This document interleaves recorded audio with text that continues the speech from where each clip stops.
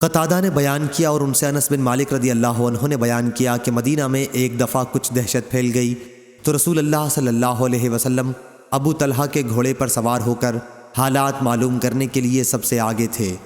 پھر آپ صلی اللہ علیہ وسلم نے فرمایا کہ ہم نے تو کوئی بات نہیں دیکھی، البتہ اس گھوڑے کو ہم نے دوڑنے میں دریا کی روانی جیسا تیز پایا ہے۔ صحیح بخاری حدیث نمبر 2968۔ جریر بن حازم نے بیان کیا، ان سے محمد نے اور ان سے انس بن مالک رضی اللہ عنہ نے بیان کیا کہ مدینہ میں لوگوں میں دہشت پھیل گئی تھی تو رسول اللہ صلی اللہ علیہ وسلم ابو طلحہ رضی اللہ عنہ کے ایک گھوڑے پر جو بہت سست تھا سوار ہوئے اور تنہا ایڑ لگاتے ہوئے آگے بڑھے۔ صحابہ رضی اللہ عنہم بھی آپ کے پیچھے سوار ہو کر نکلے۔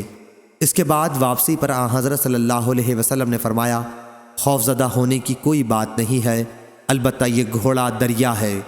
اس دن کے بعد پھر وہ گھوڑا دوڑ وغیرہ کے موقع پر کبھی پیچھے نہیں رہا۔ صحیح بخاری حدیث نمبر 2969۔